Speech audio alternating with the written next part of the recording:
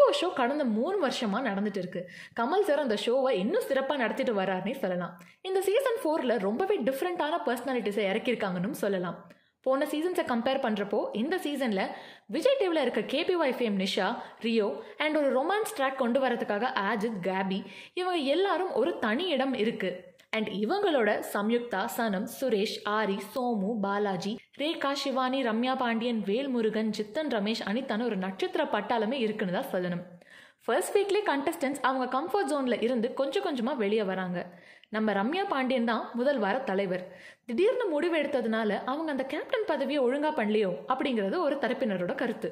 முதல் வாரத்தோட கடந்து வந்த பாதை டாஸ்கில் கண்டஸ்டன்ஸோட பெர்ஸ்பெக்டிவ் மாற்றிடுச்சுன்னு தான் சொல்லணும்.